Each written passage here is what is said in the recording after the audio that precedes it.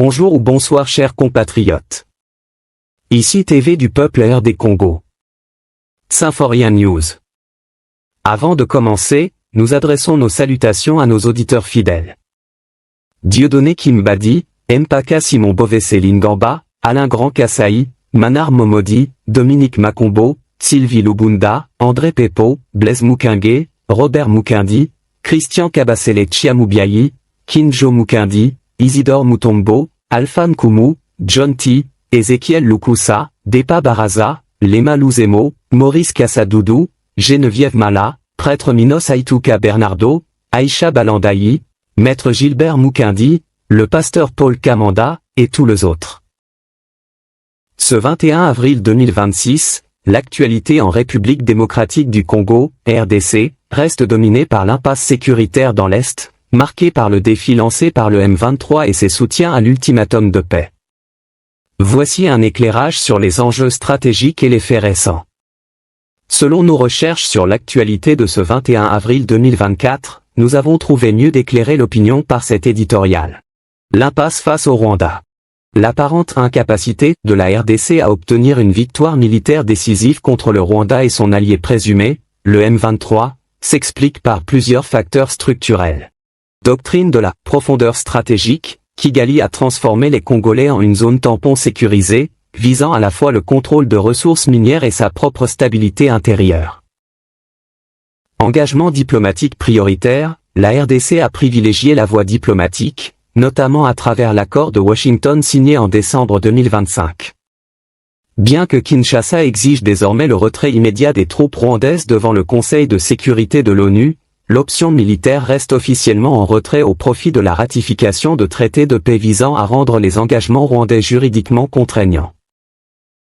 Asymétrie de soutien, Paul Kagame bénéficie d'une résilience économique notable, croissance de 11,8% fin 2025, et d'un réseau diplomatique actif, renforçant ses alliances avec des pays comme le Tchad ou la Tunisie pour consolider son influence régionale. Le point sur les rumeurs de visa américains. Selon des rumeurs, aucun refus de visa n'a été officiel pour. Mais officieusement il y a eu des fuites de refus. Kagame interdit d'entrer aux UA. Le signal que le monde entier attendait. Je suis Amani Mavinga et je vous parle depuis Paris, en France. Ces dernières heures, depuis les rues de cette ville, j'ai reçu des informations que je ne pouvais pas garder pour moi. Une information circule massivement sur les réseaux sociaux, notamment sur X, partagée par des milliers de Congolais et de Rwandais. Et elle dit une seule chose. Paul Kagame se serait vu refuser l'entrée sur le territoire américain. Alors, un faux ou un tox?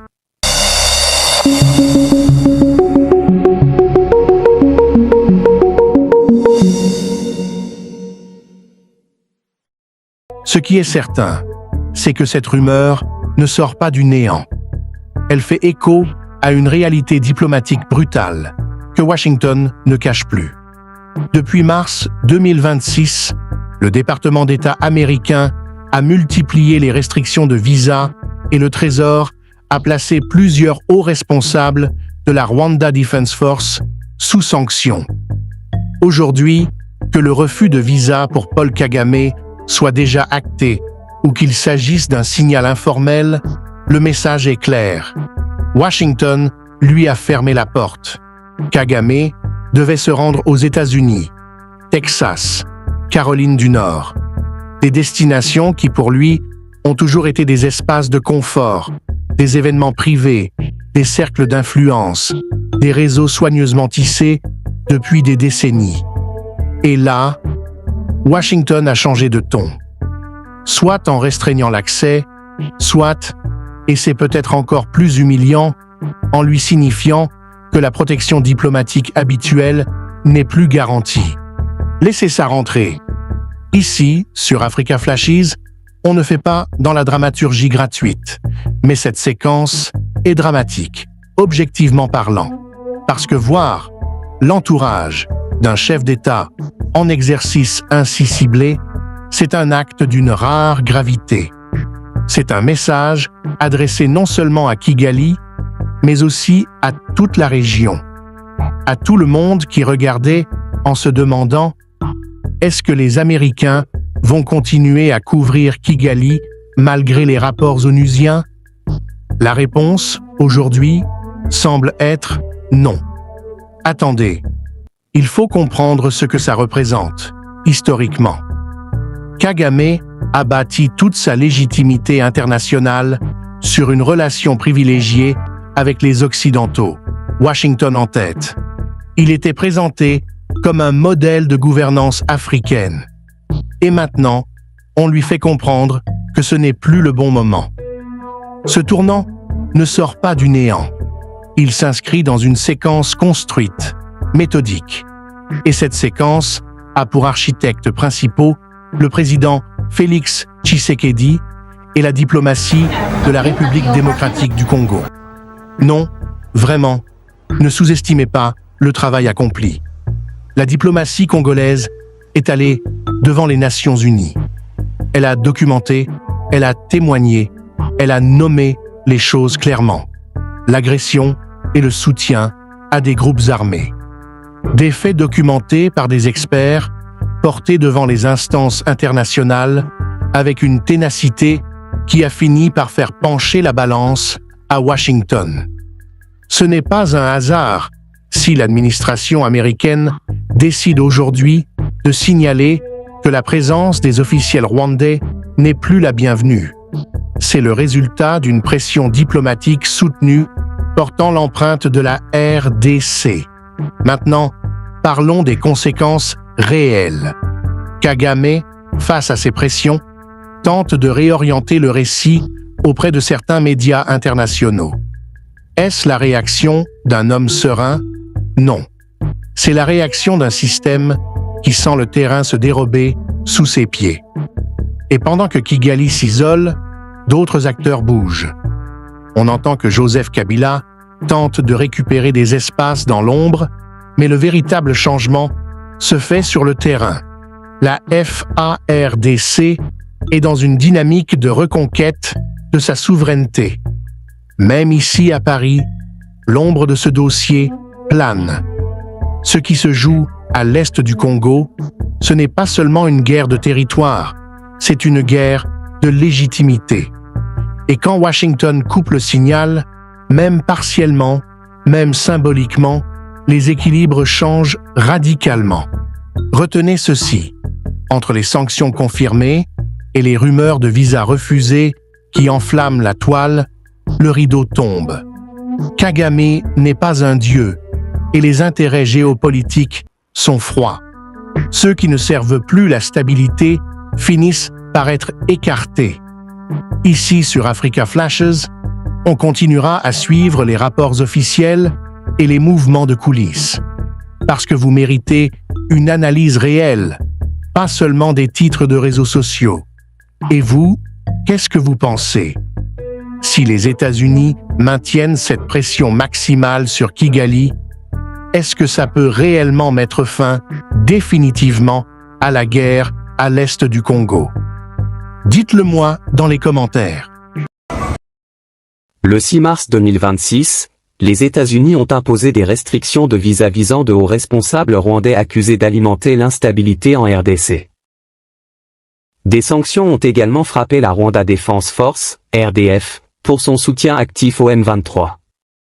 Paul Kagame a qualifié ces mesures des insultes.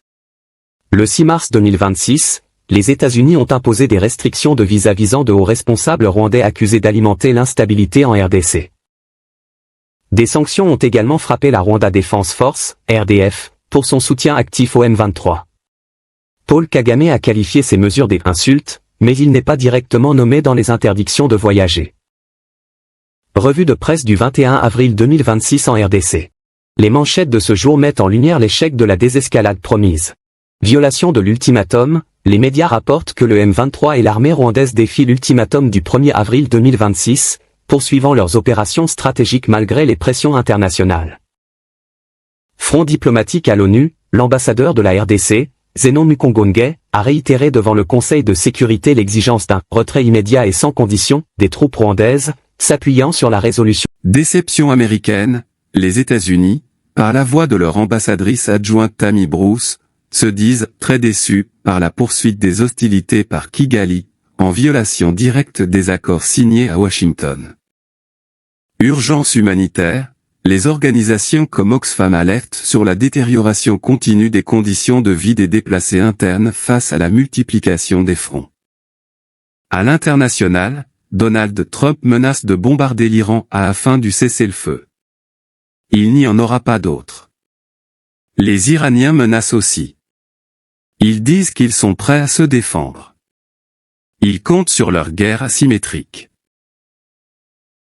Donald Trump vient de faire cette déclaration il y a quelques instants à nos confrères de CNBC.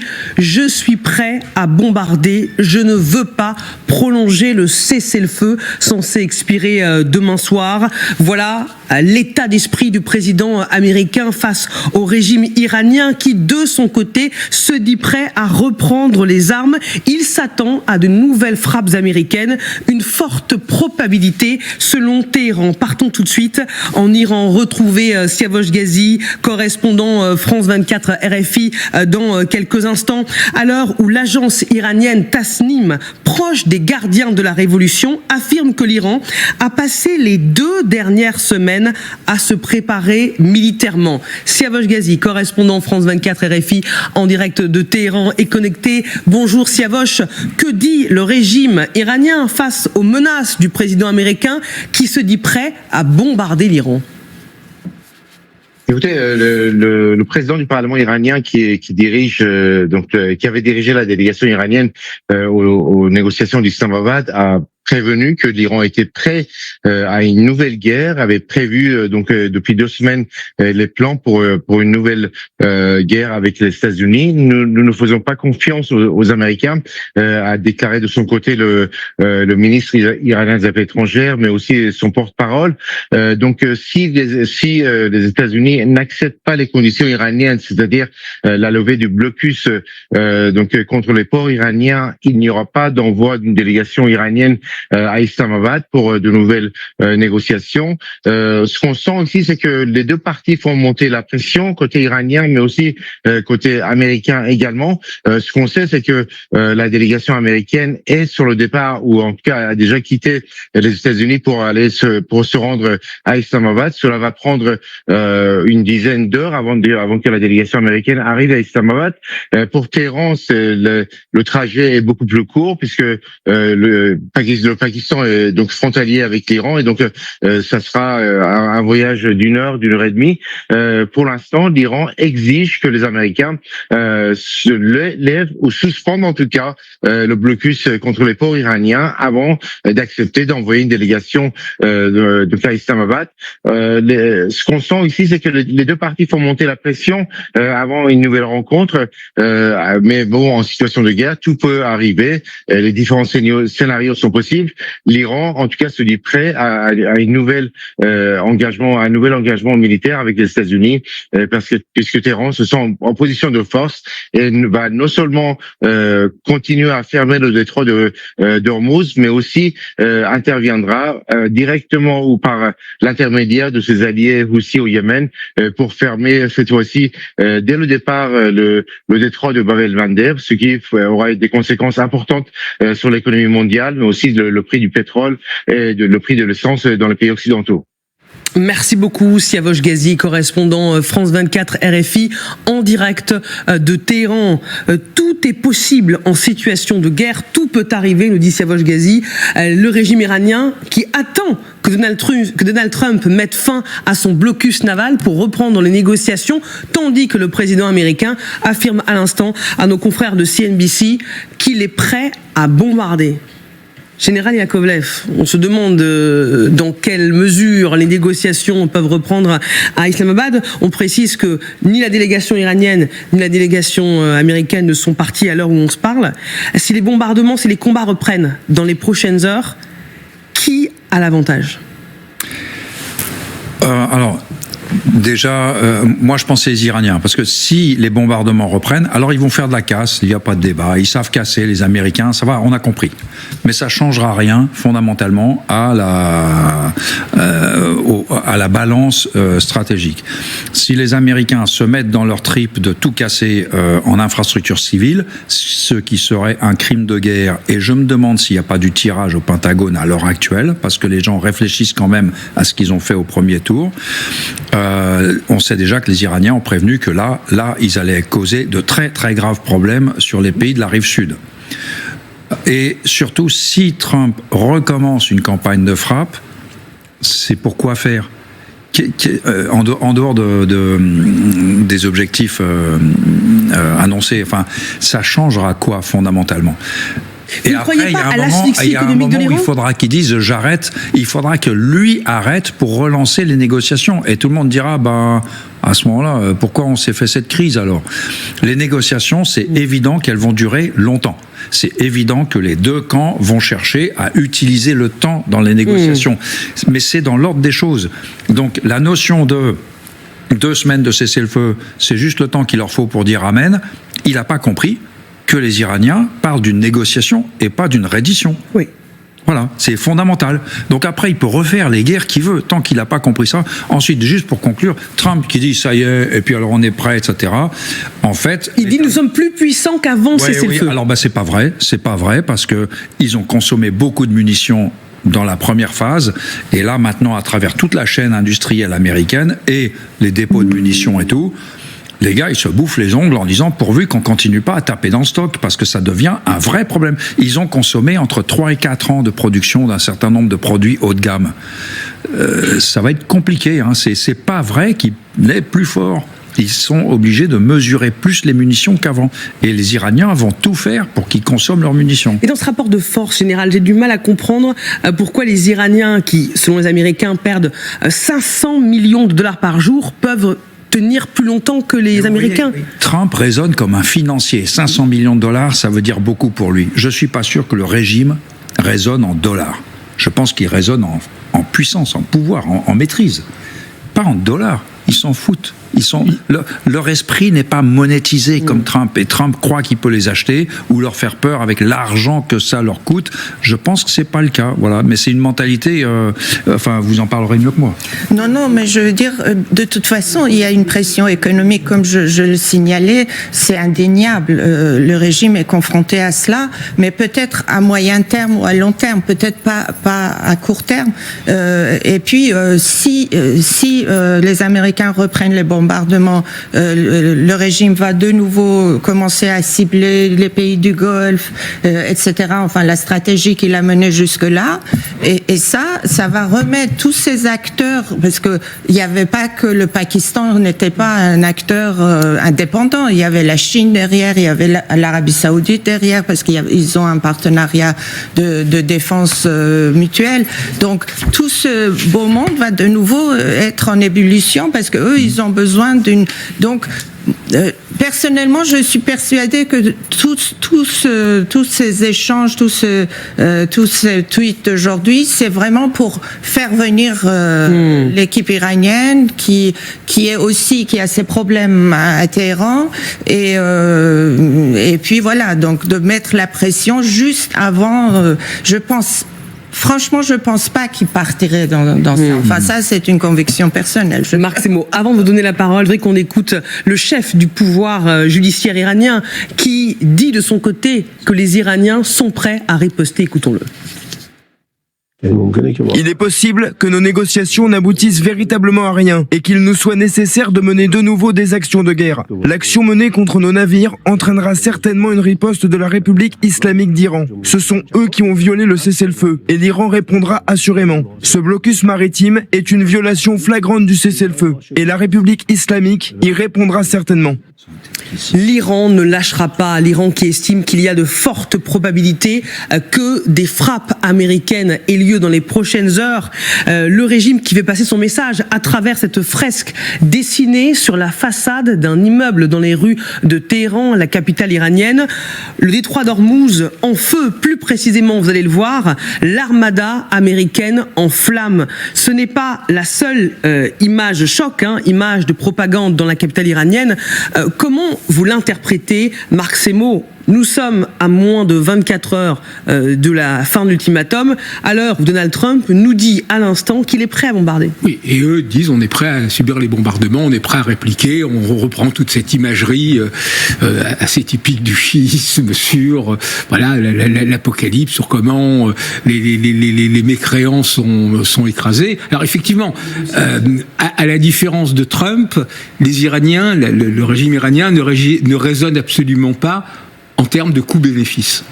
Effectivement, les coûts qu'ils subissent sont immenses. On parlait tout à l'heure au moins 250 milliards de dollars déjà de destruction, les 2/3 du PIB d'une année, ce qui est quand même énorme. Mais voilà, cette logique n'est pas celle des dirigeants iraniens. Ensuite, malgré tout, on voit qu'il y a des fractures au sein, aujourd'hui, du groupe dirigeant. Parce que c'est vrai, tous ces dirigeants dont on parlait ont en commun, que ce soit, y compris dans le ministre des Affaires étrangères Abbas Araghchi, d'avoir été des hauts cadres, des gardiens de la Révolution, d'avoir été engagés dans la guerre Iran-Iran.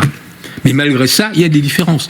D'une certaine façon, on peut dire que Trump espère un Gorbatchev iranien, et le Gorbatchev iranien, c'est Khalibaf, qui dans ce positionnement bizarre aujourd'hui, devient l'homme qui a dirigé la délégation. Ils ont quand même discuté directement en face à face avec Gilles Evans. Alors, ça n'a duré que 21 heures, cette première réunion, mais c'était relativement surprenant, alors qu'au début, ils étaient dans des salles limitrophes avec la navette des Pakistanais qui se retrouvent en face à face. Donc, il y a manifestement, et vous en parliez vous-même, les plus durs du régime l'accusent, il répond aux plus durs du régime en les accusant de porter le régime à sa perte. Donc, il y a ça. Le problème, effectivement, que si Trump concrétise ses menaces, à la fois le régime refera bloc, parce que c'est un régime qui est né dans l'idée et s'est structuré dans l'idée de l'affrontement avec les États-Unis. Donc c'est dans ses gènes à l'état pur. Donc il se relégitime dans l'affrontement avec les États-Unis. Et puis effectivement, le risque d'une double escalade verticale, c'est-à-dire dans l'emploi des armes utilisées, mais surtout horizontale, c'est-à-dire avec les représailles sur les pays du Golfe et notamment les usines de dessalement et tout, la crise prendrait une toute autre dimension. Donc est-ce que Trump va faire ce saut dans l'aventure ? C'est la vraie question de ces Paul Sanzer. Claire Combier, on voit que... Et à la demande du maréchal Hassim Mounir et du Premier ministre pakistanais Shehbaz Sharif, il nous a été demandé de suspendre notre attaque contre l'Iran jusqu'à ce que ses dirigeants et représentants présentent une proposition unifiée. J'ai donc ordonné à nos forces armées de maintenir le blocus et de rester à tous égards prêtes et opérationnelles. Par conséquent, le cessez-le-feu est prolongé jusqu'à la soumission de leurs propositions et la conclusion des discussions, quelle qu'en soit la voie. On a une nouvelle information importante qui émane de Donald Trump, Lisa Hadef. Donald Trump a posté sur son réseau social Truth Social ceci. Compte tenu de la profonde division qui règne au sein du gouvernement iranien, ce qui n'est guère surprenant, dit-il, et à la demande du maréchal Hassim Mounir et du Premier ministre pakistanais Shehbaz Sharif, il nous a été demandé de suspendre notre attaque contre l'Iran jusqu'à ce que ses dirigeants et représentants présentent une proposition unifiée. J'ai donc ordonné à nos forces armées de maintenir le blocus et de rester à tous égards prêtes et opérationnelles. Par conséquent, le cessez-le-feu est prolongé jusqu'à la soumission de leurs propositions et la conclusion des discussions, quelle qu'en soit la voie. On a une nouvelle information importante qui émane de Donald Trump, Lisa Hadef. Donald Trump a posté sur son réseau social Truth Social ceci. Compte tenu de la profonde division qui règne au sein du gouvernement iranien, ce qui n'est guère surprenant, dit-il, et à la demande du maréchal Hassim Mounir et du Premier ministre pakistanais Shehbaz Sharif, il nous a été demandé de suspendre notre attaque contre l'Iran jusqu'à ce que ses dirigeants et représentants présentent une proposition unifiée. J'ai donc ordonné à nos forces armées de maintenir le blocus et de rester à tous égards prêtes et opérationnelles. Par conséquent, le cessez-le-feu est prolongé jusqu'à la soumission de leurs propositions et la conclusion des discussions, quelle qu'en soit la voie. On a une nouvelle information importante qui émane de Donald Trump, Lisa Hadef. À la RDC en ce 21 avril 2026, la situation politique et sécuritaire traverse une phase de tension extrême, marquée par des manœuvres institutionnelles et une crise territoriale persistante. 1. Remaniement ministériel et révision de la Constitution. Le paysage politique à Kinshasa est en pleine ébullition autour de deux dossiers majeurs. Remaniement imminent, le gouvernement de la première ministre Judith Suminwa est sur le point de connaître un remaniement profond. Un conseil des ministres extraordinaire s'est tenu le 15 avril 2026 sous la direction du président Félix Tshisekedi, alimentant les spéculations sur un changement d'équipe destiné à renforcer l'efficacité de l'exécutif face à la crise sécuritaire. Révision constitutionnelle, l'Union sacrée de la Nation, USN, a officiellement ouvert le débat sur une révision de la Constitution. Une collecte de propositions populaires a été lancée et court jusqu'au 20 mai 2026.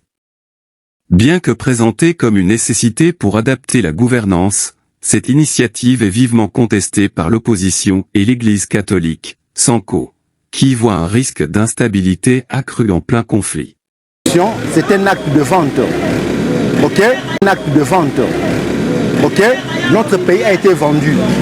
Maintenant, nous, Congolais, nous voulons récupérer notre pays à travers le changement de la Constitution.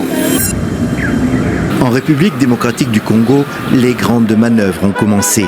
Et c'est l'Union sacrée de la Nation, la coalition des partis soutenant le président Tshisekedi qui se lance. Ce lundi à Kinshasa, l'Union a publié un communiqué appelant les partis, les associations et même tous les patriotes congolais à lui transmettre des propositions pour la réforme de la Constitution de 2006. Un rapport sera ensuite transmis au président de la République. Depuis plusieurs semaines, la question est relancée, en particulier par des personnalités de l'UDPS, le parti présidentiel.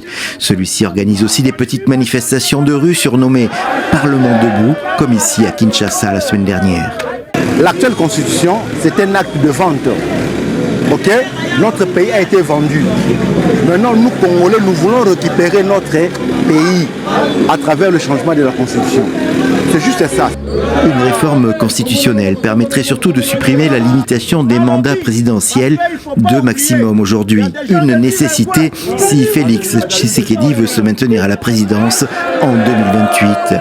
Mais à l'UDPS, on préfère pour le moment ne pas insister sur le maintien au pouvoir du président. Il s'agit plutôt de renforcer l'efficacité de l'État. Parce que depuis 2005, l'UDPS avait constaté que cette constitution constituait un écueil, un obstacle pour la marche de la RDC vers le progrès social. Lorsque l'UDPS a soutenu cette idée, son Excellence Félix Antoine Tshisekedi n'était pas encore au pouvoir. Aujourd'hui, c'est de l'amalgame de faire le lien entre notre volonté de changer la Constitution et son exercice du pouvoir. Au contraire, l'opposition dénonce une stratégie de présidence à vie et refuse tout changement. Nous avons déjà mené ces combats, nous en tant qu'Ensemble pour la République. Les Congolais s'en souviennent face à Joseph Kabila. Et les Congolais s'étaient mobilisés et avaient fait reculer Joseph Kabila. Il s'agit pour nous d'une question existentielle, une question de vie ou de mort. Nous sommes déterminés, nos enfants s'élèveront, nous serons nous-mêmes en première ligne. Ces projets funestes ne seront jamais matérialisés. En République démocratique du Congo, les modifications constitutionnelles doivent être approuvées par référendum, sauf si le projet est adopté à la majorité des 3/5 du Parlement.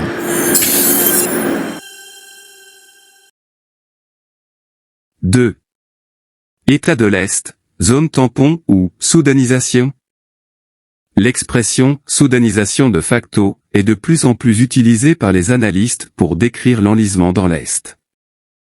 Perte de contrôle territorial, des villes stratégiques comme Goma, Bukavu et Uvira restent sous la menace directe ou le contrôle effectif du M23 soutenu par le Rwanda.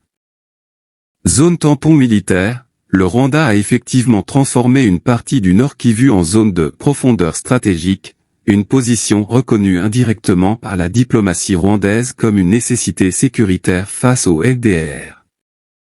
Échec de la désescalade. Malgré les accords de Washington de fin 2025, les combats se sont intensifiés en 2026, illustrant l'incapacité de Kinshasa à récupérer ses territoires par la force ou la diplomatie.